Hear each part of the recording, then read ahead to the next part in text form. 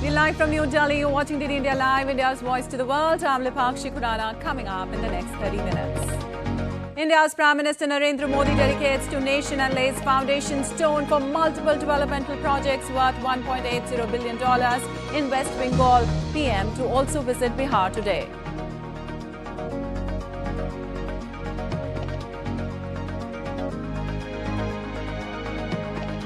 US to airdrop food and supplies into Gaza. President Biden hopeful of Israel Hamas conflict ceasefire deal by Ramadan.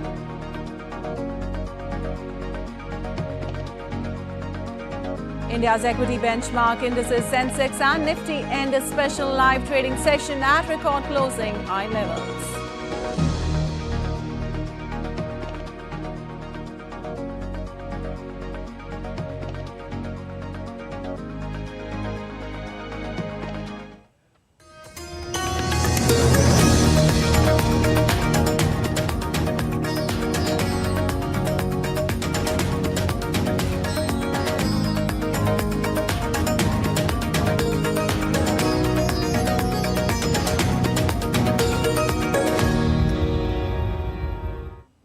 On to the top stories this hour. India's Prime Minister Narendra Modi inaugurated developmental projects worth $1.80 million in Krishnanagar city on the second day of his visit to the eastern state of West Bengal. These projects cater to sectors like power, rail and roads and will contribute to economic and industrial growth in the region. With an agenda to vitalize energy sector in the country, the Prime Minister inaugurated Raghunathpur Thermal Power Station Phase 2.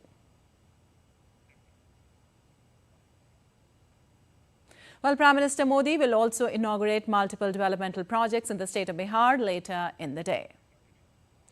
Also addressing the event, Prime Minister Modi hailed railways as a part of the glorious history of West Bengal. He stressed that the central government is working at all levels to strengthen the railway infrastructure in the state. Infrastructure के दृष्टिकोण से rail पश्चिम बंगाल के गौरवशाली इतिहास का हिस्सा है, लेकिन इतिहास की जो बढ़त बंगाल को हासिल थी आजादी के बाद, उसे सही ढंग से आगे नहीं बढ़ाया गया। यही कारण है कि तमाम संभावनाओं के बावजूद बंगाल पीछे छूटता गया।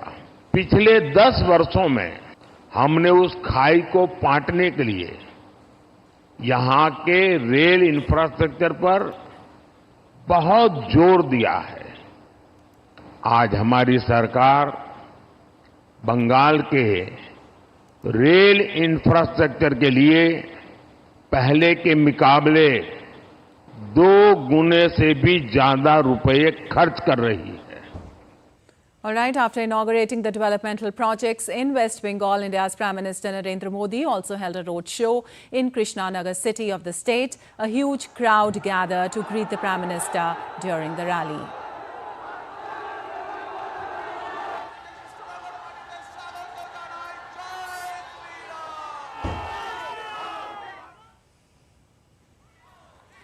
Later, the Indian Prime Minister was also felicitated during a public meeting in Krishnanagar. Addressing at the meeting, he highlighted the increasing corruption in the state. He said that the ruling party in the state turns central government scheme into scam.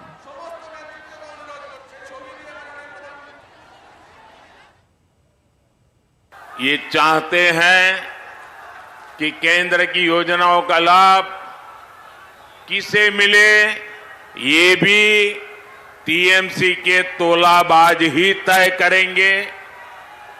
गरीब के घर की योजना को भी ये लोग तोलाबाजों के अधीन देना चाहते हैं।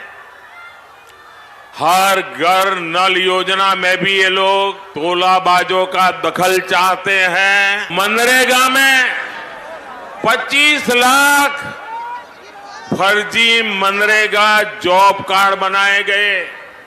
जो पैदा नहीं हुआ था उसका कार्ड बना दिया। जो पैसा गांव में गरीब मजदूर को मिलना चाहिए था उसको टीएमसी के तोलाबाजों ने लूट लिया। ये टीएमसी सरकार हर स्कीम को स्कैम में बदल देती है। स्कीम को स्कैम में बदलने में टीएमसी की मास्टरी है। And now on to updates from the Israel Hamas conflict. US President Joe Biden on Friday said he hoped there would be a ceasefire deal between Israel and Hamas by the time of Ramadan, which starts on the 10th of March. So you think there may never be a ceasefire negotiation? I'm still hoping for it. You know, it's not over till it's over. There has to be an agreement on the timing, and they're still far apart. And Egypt's Foreign Minister Sameh Shoukry said that Cairo was hopeful that talks initiated by Qatar could agree on a ceasefire in Gaza before the start of Ramadan. Gaza truce talks have been taking place in Paris since last week to halt the fighting in the Israeli and Hamas conflicts and to secure the released hostages.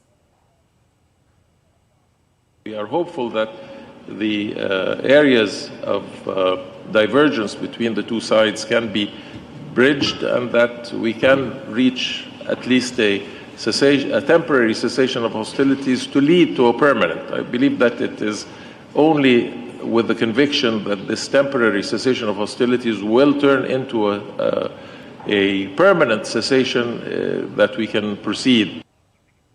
Well, U.S. President Joe Biden met Italian Prime Minister Giorgia Meloni at the White House on Friday. Biden thanked Meloni for Italy's unwavering support for Ukraine and urged the U.S. Congress to pass a bipartisan bill that will allow more funding for the country. Meloni called the humanitarian crisis in the Middle East her #1 priority and said the U.S. and Italy should work together on concrete steps towards a two-state perspective, which is the only long-term sustainable solution. This year, Italy holds the presidency of the G7, which also groups the United States, Japan, Germany, Britain, France, and will host a summit in June.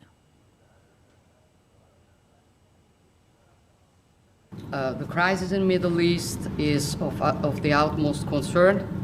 We need to coordinate our actions in order to avoid an escalation, and in this regard, we do fully support the U.S. mediation efforts.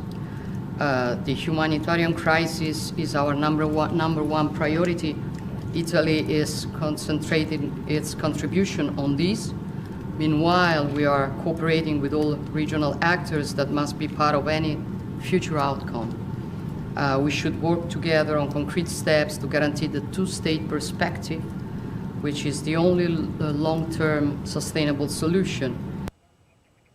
Well, meanwhile, U.S. President Biden announced plans to carry out a first military airdrop of food and supplies into Gaza. Biden said the airdrop would take place in the coming days, but offered no further specifics. And we need to do more, and the United States will do more.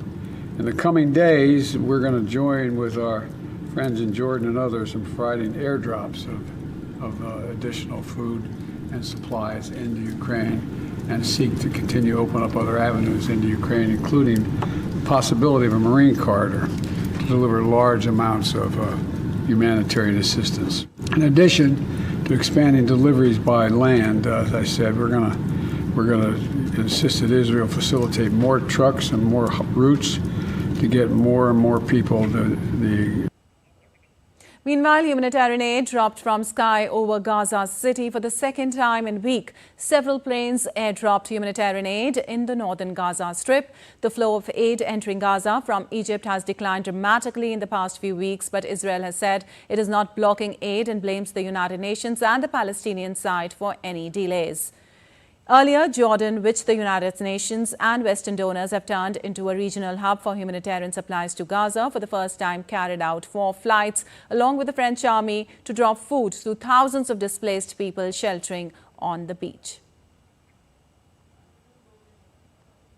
And the United States military said that it conducted a self-defense strike against Iranian-backed Houthi surface-to-surface missile in Yemen on Friday. According to the U.S. Central Command, the missile was prepared to be launched from Houthi-controlled areas of Yemen towards the Red Sea and presented an imminent threat to U.S. aircraft in the Red Sea. The strikes come amid heightened tensions in the region, where Houthi fighters have carried out attacks on commercial and military shipping since November.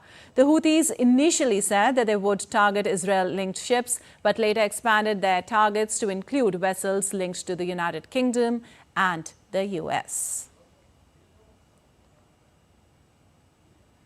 Meanwhile, Ukrainian President Volodymyr Zelensky and Dutch Prime Minister Mark Rutte have signed a bilateral security deal, including €2 billion in military aid to Ukraine this year. The agreement also includes further defense assistance over the next 10 years. The agreement was signed during Rutte's visit to Ukraine's Kharkiv on Friday. With this, the Netherlands has become the 7th country to sign a 10-year security deal with Kyiv, intended at supporting Ukraine's security and freedom. Canada, Italy, Germany, France, Denmark and Britain have signed deals with the Ukraine over the past 2 months. Today, we, Ukraine and the Netherlands, signed a new bilateral security agreement on guarantees and cooperation that envisages the whole spectrum of our interactions now and in the nearest 10 years. All fields of military cooperation on the ground, in the air and at sea, cooperation in the field of technologies, political and economical cooperation. We are interested in joint production, in particular in the development of defense industries, in the investments, meaning in providing our defense forces with effective weapons and in providing our people with calm. Where we are supplying at least €2 billion in military support this year, which brings the total commitment now to €6.3 billion. And we are constantly looking at what else we can do to help Ukraine. And in the here and now, we will continue providing direct military, financial and humanitarian support. And we will keep looking at other ways we can help. And moving on, a judge in the U.S. state of Georgia had the closing arguments in a case that could see the prosecutor removed from Donald Trump's state election interference case. The former president's lawyers are trying to disqualify Fani Willis over an undisclosed affair she had with the top official on her prosecuting team. Nick Harper reports for more. Well, this case revolves around Fani Willis, the prosecutor who brought the Georgia election interference case against Donald Trump. It's that case that now hangs in the balance as the judge weighs up whether to remove Willis over her relationship with Special Prosecutor Nathan Wade. Do you have to find that Wade and Willis lied? No. What you need to be able to find is that there is a concern, a legitimate concern based on the evidence in this case about their truthfulness. A legitimate concern about the truthfulness, which equates to an appearance of impropriety. Because once you have the appearance of impropriety under forensic misconduct, the law in Georgia is clear, that's enough to disqualify. Now, Donald Trump and 14 co-defendants have all pleaded not guilty to charges that they pressured officials in the state of Georgia in 2020 to overturn the election result that saw Trump lose to Joe Biden.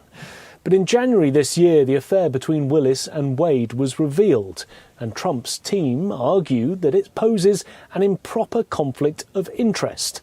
Willis hired Wade to work on the case, but the pair maintained that their relationship did not start until after Wade was hired, and they say the relationship has no bearing on the case against Trump.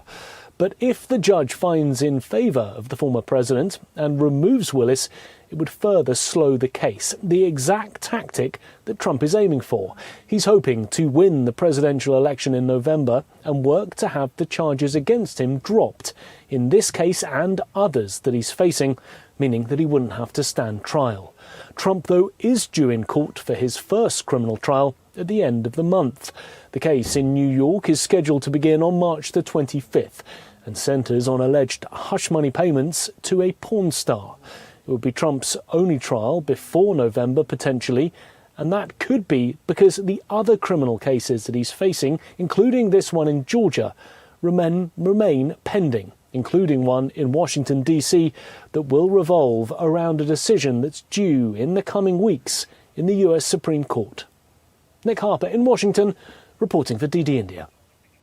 Well, as Japan assumed the UN Security Council presidency for the month of March, Japanese United Nations envoy Yamazaki Kazuki asserted that their ultimate goal is to lead to a world without nuclear weapons. He was speaking at a press conference in New York on Friday. Yamazaki announced two featured events in March. The first, titled Maintenance of International Peace and Security, Nuclear Disarmament and Non-Proliferation, is scheduled for March 18th.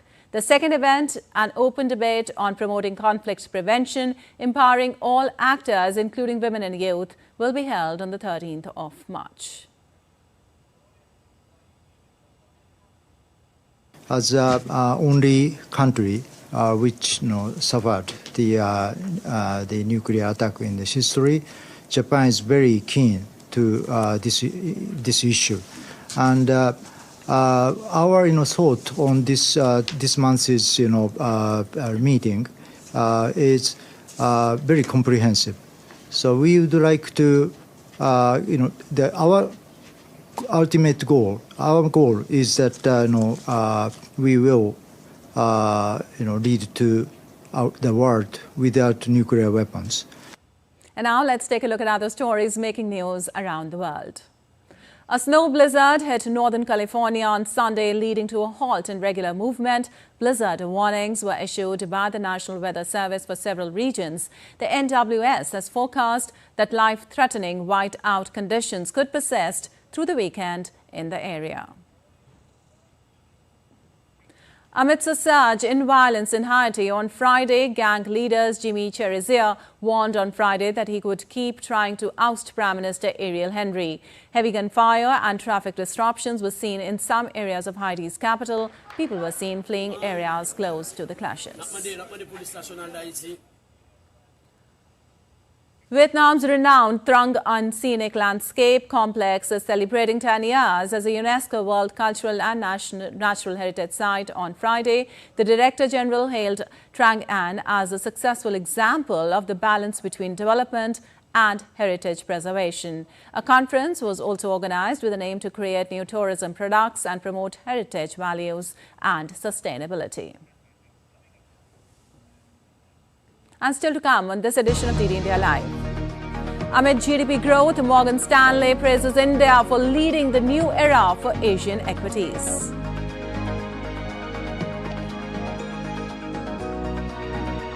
And Pankaj Advani takes on Lakshman Rawat in the semi-finals of the CCI Snooker Classic Tournament.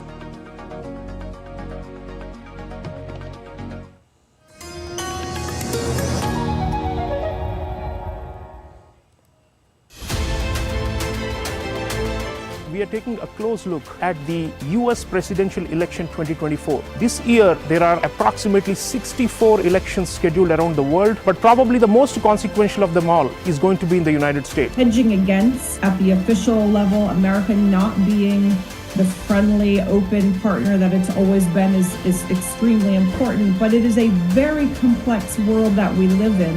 One has to both hedge and also invest at the same time. It's extremely complex, but unfortunately there is no alternative.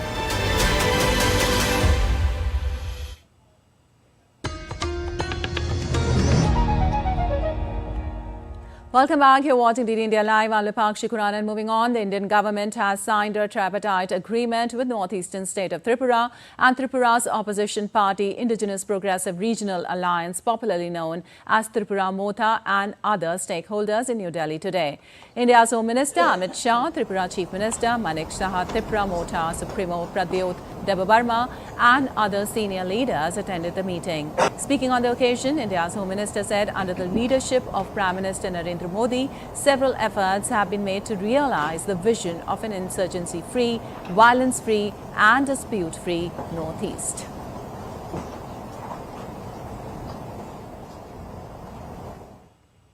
प्रधानमंत्री जी के नेतृत्व में गृह मंत्रालय ने उग्रवाद मुक्त, हिंसा मुक्त और विवाद मुक्त नॉर्थ ईस्ट की कल्पना को साकार करने का प्रयास किया है। हमने ढेर सारे संगठनों से बात की, सरेंडर्स भी बहुत हुए, करीब करीब 10,000 लोग हथियार छोड़कर मेन स्ट्रीम में आए हैं और इसी के कारण आज नॉर्थ ईस्ट में विकास का एक माहौल बना है। Chief Minister of Assam today distributed ex gratia to former ULFA members and their families in capital Guwahati. The fund distribution successfully marks a step towards peace efforts in the region. The Chief Minister provided financial aid of up to 7 lakh rupees to over 900 former members and their families for their rehabilitation. ULFA signed a tripartite peace treaty with the centre and the state government last year. Following the treaty, the state government, as per norms, decided to provide skill development training to the former cadres of the outfit.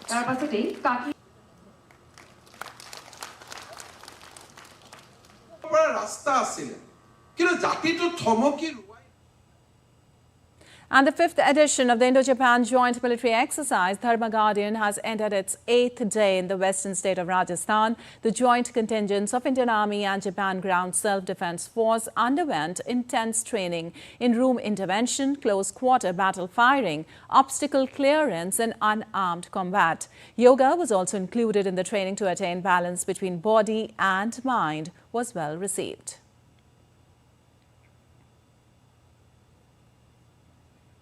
And in business update, Indian stock market special test sessions ended with record closing highs. Sensex up by 61 points at 73,806, while Nifty 50 at 22,378 points. The special session was conducted to strengthen the exchanges in the event of any unforeseen incident which may impact their operations. So, the Indian stock market was open today for the special trading session. However, trading activity took place in the equity market only. Trading in the commodity market remained suspended as usual on the weekend days. Securities in the future and option segment at upper and lower circuit limits of 5%, while those with the 2% limit maintain their existing 2% circuit limit. The measure prevents excessive volatility and maintains market stability during the live trading session. And Morgan Stanley's Asian chief Jonathan Garner has praised India for leading Asian and emerging market equities in a new era. India, followed by Japan, are in a strong secular bull market on the back of strong earnings growth and nominal GDP growth. Comparing growth earnings between China and India, Garner said that in the most recent quarter, India's earnings grew 23%, whereas China was unable to grow earnings in the current deflationary environment.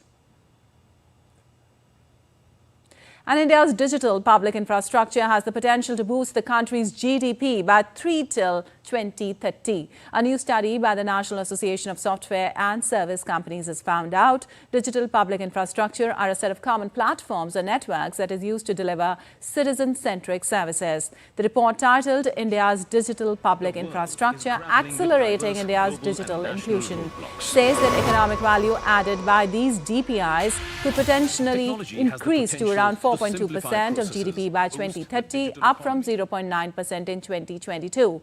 India has successful examples of DPIs such as Aadhaar, the United Payments Interface and FASTag.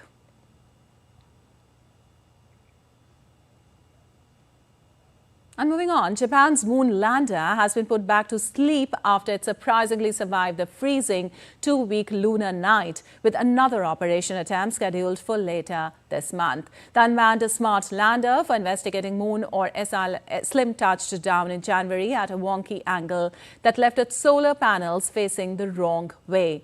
As the sun's angle shifted, it came back to life for 2 days and carried out scientific observations of a crater with a high-spec camera. This week, the SLIM probe, which was not designed for the harsh lunar nights when the temperature plunges to minus 133 degrees, produced another surprise by waking up after 2 weeks. And on to sports updates now. Multiple world champion Pankaj Advani takes on Lakshman Rawat in the semi-finals of the CCI snooker class tournament on Saturday. Defending champion Advani clinched a hard-fought 6-4 win over Nitesh Madan in a best-of-11 frame quarter-final match. Advani secured a 61-51, 78-8, 75-2, 57-68, 4-61, 15-71, 89-9, 108-9, 54-65 and 102-0 win against Madan in a thrilling quarter-final match. While Rawat overcame a spirited Pushinder Singh in a stirring quarter-final. And Andrei Rublev was defaulted from the Dubai Tennis Championship semi-finals for unsportsmanlike conduct after yelling at a line judge in a final set of a tense encounter against Alexander Bublik. In a chaotic match where both competitors fumed at the officials at various points, Rublev was defaulted by the chair umpire after a Russian-speaking official appeared to accuse him of using an obscenity while he screamed at the line judge. Rublev denied the allegation and said he had spoken in English during the confrontation. Rublev was awarded the win despite saying that he would be happy to continue the match. Rublev lashed out to the line official at the change of ends after disagreeing with the call. In another semi-final, Daniil Medvedev endured a disappointing outing as the world number 4 crashed to a 7-5, 6-3 loss against 5th-seeded Frenchman Hugo Humbert. Well, the Brit Awards, the biggest night in the British music calendar, are being held on Saturday night at London's O2 Arena. The red carpet event will see performances from Dua Lipa, Chase and Status and Kylie Minogue, but it's newcomer Rhea who is dominating the headlines, having been nominated for a record 7 awards. Stuart Smith reports for more. It's already been announced on Wednesday that Ray has won the Songwriter of the Year award. After leaving her record label in 2021 and taking the leap as an independent artist, Ray has had a hugely successful chart-topping 2023. Now she becomes the first artist ever to be nominated for 7 separate awards at the Brits in 1 year, something she's described as a miracle. Ray said that she was honoured and blown away by the news that she has won the Songwriter of the Year award. Her song lyrics have attracted critical praise, dealing with difficult and personal subject matters, including body dysmorphia, sexual assault, insecurity and addiction, something that she says, despite being hard at times, is very medicinal and very raw and therapeutic. Alongside her, other performers include multi-Brit award winner Dua Lipa, herself nominated for 3 awards, Chase and Status, Ellie Goulding and Calvin Harris. Taylor Swift, Miley Cyrus and Olivia Rodrigo are all nominated in the international categories. Kylie Minogue is also expected to perform on the night, having taken part in some of the most memorable Brit performances over the years, and is set to receive the Global Icon Prize at this year's awards. Stuart Smith in London, reporting for DD India. All right, that's all for this edition of DD India Live, and let us know your thoughts on the news of the day. You can connect with us on Facebook, X, formerly known as Twitter and Instagram.